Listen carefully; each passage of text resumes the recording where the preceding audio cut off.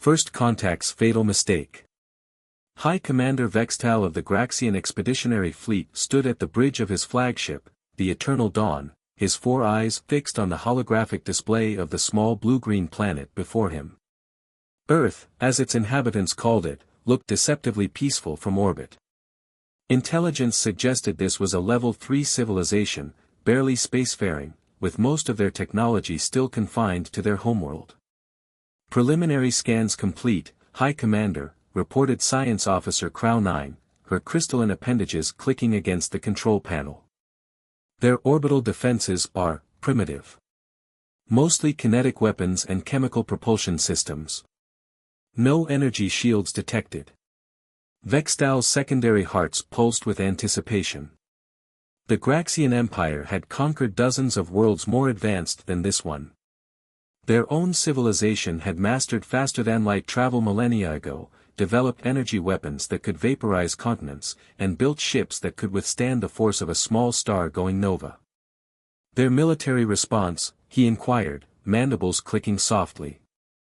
Scattered and disorganized, sir. They maintain several separate armed forces divided by geographical regions they call nations. No unified planetary defense strategy detected.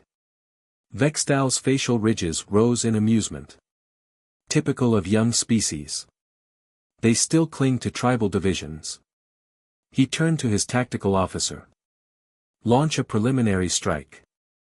Target their largest military installations. Let's see how these humans respond to a proper show of force. The tactical officer hesitated. Sir, our deep space monitors are picking up unusual readings from their ground forces. Their troops are moving differently than our simulations predicted. Explain. Their formations are highly adaptive, sir. Even their basic infantry units are displaying tactical flexibility that exceeds our strategic algorithms' predictions by 47%. Vextal dismissed the concern with a wave of his primary arm. They're using primitive projectile weapons and combustion-based vehicles. Deploy the first wave. Standard Conquest Protocol. The first wave of Graxian drop ships descended through Earth's atmosphere, their energy shields blazing against the friction of re-entry. They targeted a military base in what humans called North America, expecting minimal resistance. They were wrong. The first indication that something was amiss came when 3 dropped ships simply disappeared from tactical displays.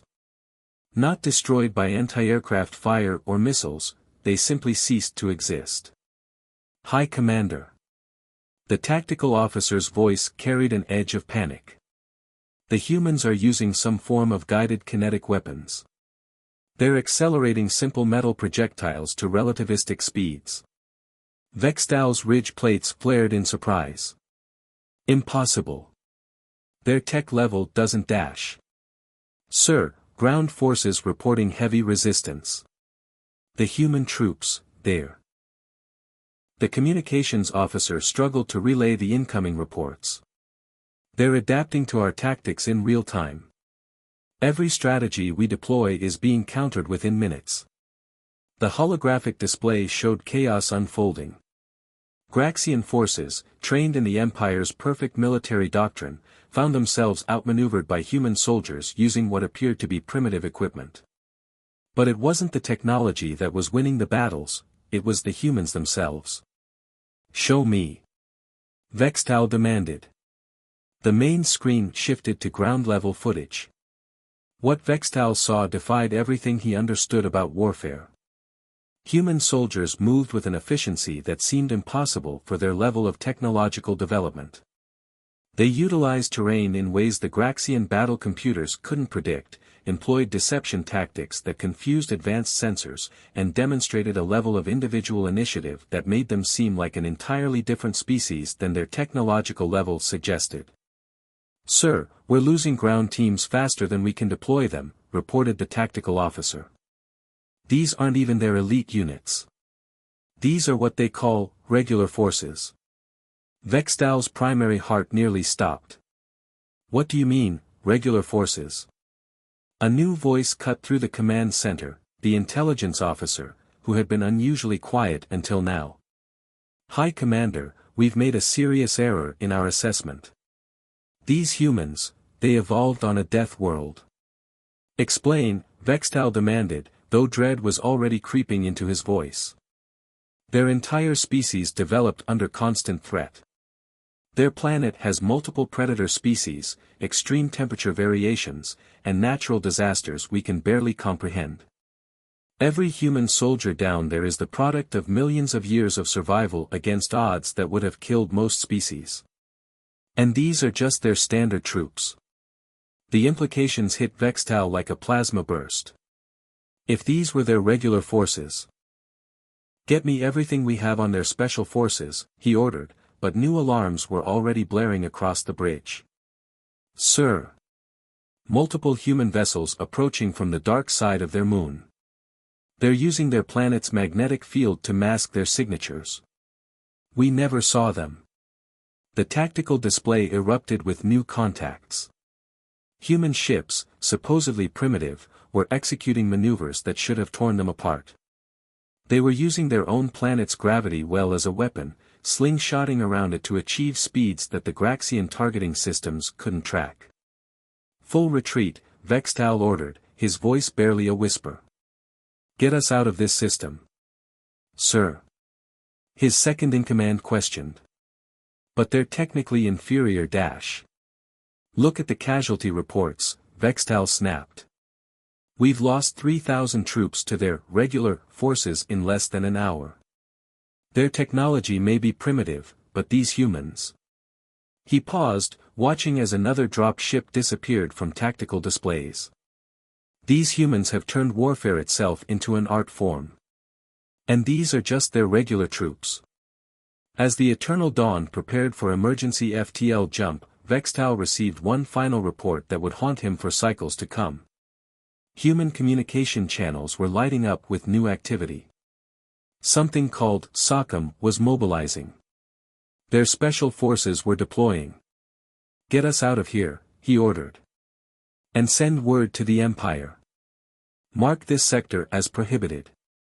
These humans, they're not primitive. They're something else entirely. And if these are their regular forces, I pray to the eternal void we never encounter their specialists. The Eternal Dawn vanished into FTL, leaving behind a legend that would grow with each telling across the galaxy, the story of how humanity's regular military forces had repelled one of the most powerful fleets in known space. And somewhere on Earth, unaware of the terror they'd inspired, human special forces were just suiting up, disappointed they'd missed the action. The regular's reputation. The Grand Military Academy of the Unified Species was unusually crowded that cycle. Representatives from 17 spacefaring civilizations had gathered in the primary lecture hall, their attention fixed on the holographic display showing footage from what had become known as the Earth Incident. Professor HFY, a veteran of 3 interstellar conflicts and the Academy's lead expert on emerging species, manipulated the controls with his neural interface. The footage showed human soldiers moving through urban terrain, their movements precise and coordinated in ways that still confused the galaxy's finest military minds. Observe, HFY said, his voice resonating through the chamber. These are not specialists. Not elite units. These are what humans classify as regular infantry. Pay attention to their tactical adaptability. The footage showed a squad of human soldiers encountering a Graxian combat unit. Instead of following standard combat protocols, establishing a defensive position and calling for support, the humans immediately split into smaller teams, using their environment in ways the combat simulators had never predicted. Notice how each individual soldier makes autonomous decisions while maintaining perfect unit cohesion, HFY continued. Our military doctrine, evolved over thousands of cycles, emphasizes central command and control. Humans operate differently. A Nexilian war scholar raised her sensory appendage. But their technology is primitive. Chemical propellant weapons, basic armor systems, limited energy manipulation capabilities. How did they achieve such effectiveness? HFY clicked a command, and the display shifted to show Earth's natural environment. This, he said, is where we made our critical mistake. We judged them by their technology level, not their evolutionary context. The images showed Earth's various predators, natural disasters, and extreme environmental conditions. Many in the audience shifted uncomfortably. Their entire species evolved on what we would classify as a death world, HFY explained. Every human soldier carries within them the survival instincts honed by millions of years of constant adaptation. They don't just fight, they survive. And they've turned survival into an art form. New footage appeared, showing human units conducting what they called urban warfare training. The assembled aliens watched in fascination as regular human troops moved through artificial cities, clearing buildings with a speed and precision that seemed impossible for their tech level. They trained constantly, HFY continued. Not just in combat, but in adaptation itself. Every human soldier is conditioned to face the unexpected. They have a saying, the plan never survives first contact with the enemy. So they train their regular forces to adapt, to think independently while maintaining unit cohesion. A Graxian military attaché, his ridge plates still bearing the marks of recent combat, spoke up. We lost 3,000 troops in less than one planetary rotation. To their regular forces. Their technology couldn't penetrate our shields, so they found ways around them. They used our own tactical protocols against us. The room fell silent as new data scrolled across the display, casualty reports, tactical analyses, and psychological impact assessments from the Earth incident. Perhaps most concerning, HFY said, manipulating the display again, is their approach to warfare itself. Most species develop military doctrine based on their technological capabilities. Humans develop theirs based on tactical flexibility. They don't fight the way we predict because they don't fight the way we think. The footage showed human units using primitive smoke generators to blind advanced Graxian sensors, employing basic electromagnetic pulses to disrupt sophisticated targeting systems, and using their planet's magnetic field to mask their movements. They turn their technological limitations into advantages, HFY explained. When they can't penetrate our shields with their weapons, they find ways to make us lower them. When they can't match our sensor technology, they use our reliance on it against us. A Meridian strategic analyst raised her crystalline form. And these are just their regular forces? What of their specialists? Their special forces we've heard mentioned. The room temperature seemed to drop several degrees. HFY's outer membrane pulsed with what might have been anxiety. We have very little confirmed information about human special forces, he admitted. What we do know is troubling. Their regular forces train for survival and adaptation. Their special forces. He paused, choosing his words carefully. Their special forces train for something else entirely. New data appeared on the display, fragments of intercepted communications, partial training footage, and psychological profiles that made several audience members excrete stress hormones. Regular human forces are trained to win battles, HFY continued. Their special forces are trained to end wars.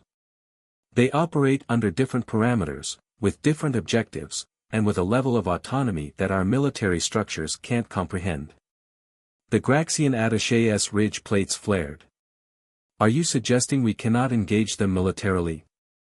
I am suggesting, HFY replied, his tone grave, that we must fundamentally reassess our understanding of military capability.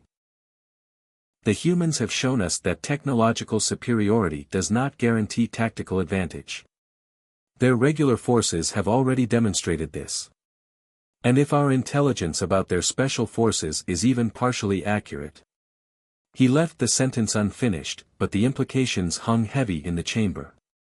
The assembled military minds, representing civilizations that had mastered the stars, found themselves contemplating a troubling question: if these were humanity's regular forces, what kind of evolution, what kind of training, what kind of mindset produced their specialists? As the lecture concluded, the representatives filed out in unusual silence. The footage continued playing behind them, human soldiers moving through combat zones with that uncanny efficiency, that impossible adaptability, that terrifying effectiveness. And somewhere out there, humanity's special forces were training for scenarios that would give nightmares to the galaxy's finest warriors. Would you like me to continue with Part 3? We're building up the tension about the special forces while establishing why even regular human troops are so formidable. Whispers of the Specialists. The Galactic Intelligence Archive was supposed to be impenetrable. Its quantum-encrypted databases held the most sensitive military information from across known space. Yet here, in a secure chamber deep within its crystalline structures, senior analyst Mira Th found herself staring at a data file that shouldn't exist. Project Echo, she whispered, her bioluminescent patterns flickering with excitement. Human Special Forces Training Protocols. The file was fragmentary, pieced together from scattered intelligence reports, surveillance footage, and intercepted communications. But what it revealed made her primary nervous system pulse with unease. Security breach in Sector 7, announced a synthetic voice. All personnel, initiate lockdown procedures. Mira Th knew she had minutes at most. Her infiltration of the archive wouldn't go undetected for long. Her eyes raced across the data, absorbing everything she could about humanity's most elite warriors. The first report described something humans called selection. Unlike regular forces, who were trained to be soldiers, special forces candidates were stripped down to their core and rebuilt. The process defied conventional military logic. They break them, she muttered, translating the human concept. Not to destroy, but to identify those who cannot be broken. The footage showed human candidates carrying heavy loads through extreme environments, deprived of sleep for days, solving complex tactical problems while under physical and psychological stress that would kill most species. But it wasn't the physical challenges that caught her attention, it was the psychological transformation. A new alert blared. Security teams deploying to Sector 7. All personnel, remain in place. Mira Th's tentacles flew across the holographic interface, downloading what she could. The next segment of data showed the difference between regular forces and specialists in action. Regular forces, impressive as they were, operated within certain parameters. They had objectives, rules of engagement, conventional tactical doctrines. Special forces operated differently. They moved like ghosts through enemy defenses, appeared where they couldn't possibly be, achieved objectives that military analysts had deemed impossible. They didn't just adapt to situations, they changed the fundamental nature of the engagement. There, she whispered, finding what she was looking for. A classified report from a Zentha reconnaissance drone. It had captured footage of human special forces conducting what they called a direct action mission. The video showed them appearing seemingly from nowhere, neutralizing a heavily defended installation, and vanishing, all without triggering a single automated defense system. The archive's security systems were closing in. Mira Th downloaded one final file, a psychological assessment of captured communications between human special forces operators. What she read made her chromatophores pale. Regular human forces were scary enough. They fought with a combination of tactical flexibility and raw determination that had shocked the galactic community. But special forces? They operated on a different level entirely. They didn't just fight, they rewrote the rules of engagement. They didn't just complete missions, they changed the very nature of what was possible. Intruder detected, the synthetic voice announced. Security teams converging on your location. Mira Th initiated her emergency extraction protocol, but not before sending one final message to her superiors in the Galactic Defense Council. Regular human forces demonstrate exceptional combat capabilities derived from their evolution on a death world and their emphasis on adaptive tactical thinking. But their special forces represent something else entirely. They are not just elite warriors, they are the product of deliberately pushing human potential beyond what we thought possible. Regular forces are trained to win battles. Special forces are engineered to reshape conflicts. Regular forces operate within the boundaries of conventional warfare. Special forces redefine those boundaries. Most critically, regular forces are designed to be predictable to their own command structure. Special forces are specifically selected and trained to succeed in scenarios where normal operational parameters no longer apply. Recommendation: avoid any conflict that might warrant their deployment. If regular human forces are encountered, standard combat protocols may be sufficient for survival. If special forces are confirmed in theater, tactical withdrawal is the only viable option.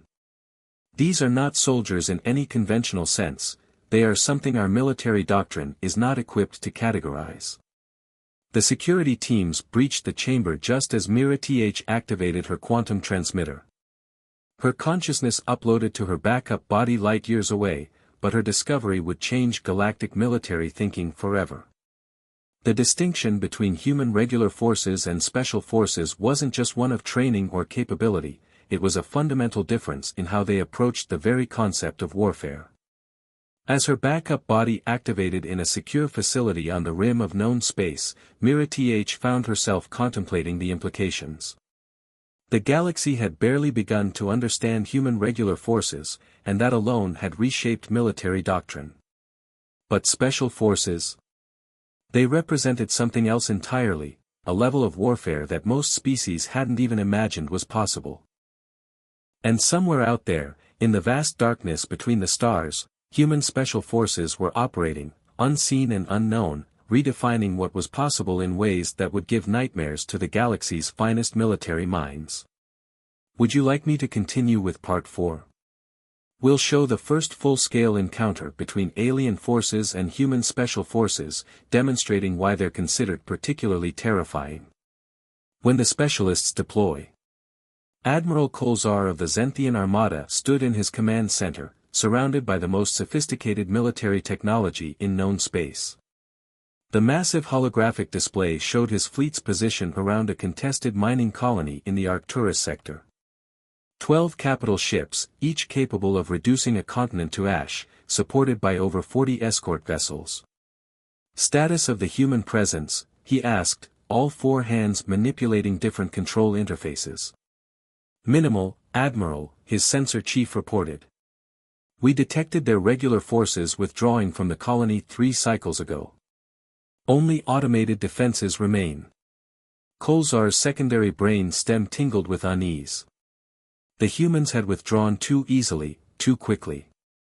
Their regular forces had proven formidable in every engagement, yet here they simply left. Full spectrum scan, he ordered. I want every particle of space dust analyzed. The massive sensor arrays of the Zenthian fleet came alive, probing every corner of the system. Nothing unusual appeared on the displays. The mining colony hung in space, its automated defenses active but predictable. Sir, his communications officer called out, we're detecting a signal from the colony. Text only. The message appeared on the main display, simple and direct, you should not have come here. Before Kolzar could respond, his fleet's sophisticated electronic warfare systems began failing. Not through brute force attacks or advanced cyber warfare, they simply stopped working, as if they'd been quietly convinced to shut down hours or even days ago. Impossible, the tech chief muttered. Our systems are quantum encrypted. They can't be dash. The lights went out across the entire fleet. Emergency systems kicked in, but they too began failing in impossible ways. In the darkness of his command center, Kolzar realized his mistake. They hadn't withdrawn. They'd changed the nature of the battlefield before it even began. Multiple hull breaches reported across the fleet, someone called out in the darkness. But there's no weapons fire. No explosions. They're just appearing inside our ships. The Admiral's blood ran cold. Special forces. The humans had deployed their specialists. Reports began flooding in from across the fleet. Small teams of humans, moving with impossible precision through the massive warships. They didn't engage in prolonged firefights. They didn't need to. Each action was precise, calculated, executed with a level of coordination that seemed to defy physics itself. "Admiral," his security chief's voice shook, "they're not just boarding us. They're changing our ships. Rerouting systems, altering command protocols. It's like they're rewriting our operational capabilities in real time." A new message appeared on the emergency displays: "Your fleet is now part of this operation. Thank you for your cooperation." Kolzar watched in horror as his ships began moving of their own accord, their systems now responding to commands he couldn't see or understand. The human special forces hadn't just taken his fleet, they'd turned it into a tool for their own purposes.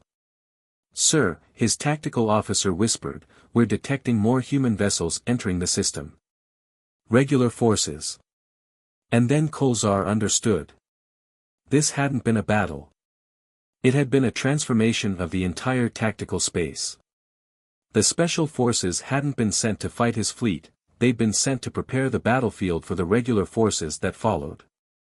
In the darkness of his command center, surrounded by systems that no longer acknowledged his authority, Admiral Kolzar finally grasped what made human special forces so terrifying. They didn't just operate on a different level, they changed the rules of what was possible. While regular forces adapted to situations, special forces reshaped situations to their advantage before the battle even began. "Send the signal," he ordered, his voice barely a whisper. "All vessels stand down. We're no longer engaging in combat operations." He paused, watching as human regular forces began taking up positions around his transformed fleet. "We're now part of their operational framework, whether we choose to be or not." As the lights slowly came back on across his fleet, now operating under human protocols, Kolzar composed his report to the Zenthian High Command: "Regular human forces are formidable because they adapt to any situation.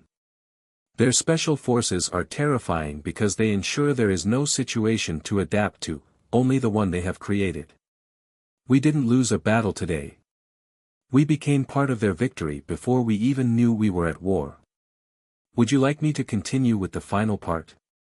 Part 5 will explore the lasting implications of this encounter and how it reshapes galactic understanding of human military capabilities.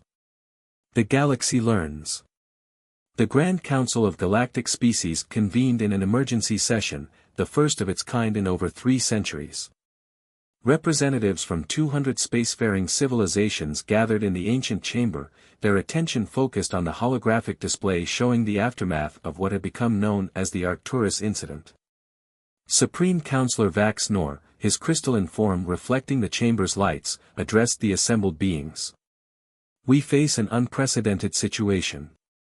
The human military capability we have witnessed defies our understanding of warfare itself."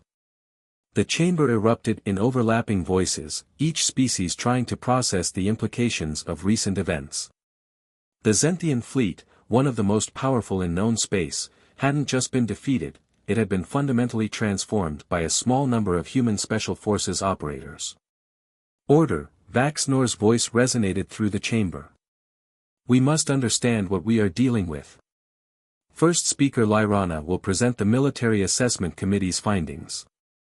Lyrana, a being of pure energy contained within a quantum field, moved to the center of the chamber. "Our analysis of human military doctrine has revealed a disturbing truth. We have been thinking about them entirely wrong." The holographic display shifted, showing footage from various encounters with human forces. Their regular military forces alone redefined our understanding of tactical adaptation. But their special forces. She paused, her energy form flickering. "They operate on principles we didn't know existed." The display showed the Arcturus incident from multiple angles. Human special forces hadn't just boarded the Zenthian ships, they had rewritten the fundamental nature of the engagement. Systems weren't hacked, they were convinced to operate differently. Defenses weren't overcome, they were made irrelevant. "We have always understood warfare as a contest of force," Lyrana continued. "The humans, particularly their special forces, see it as an exercise in possibility. They don't try to win within the parameters of combat, they change what combat means. A Graxian representative, his ridge plates still bearing ceremonial scars from their own encounter with human forces, spoke up. How do we defend against this? How do we prepare? That's just it, Lyrana responded. We can't. Not in any conventional sense. Their regular forces adapt to any defense we create. Their special forces simply ensure that our defenses become part of their operational framework. The chamber fell silent as the implications sank in.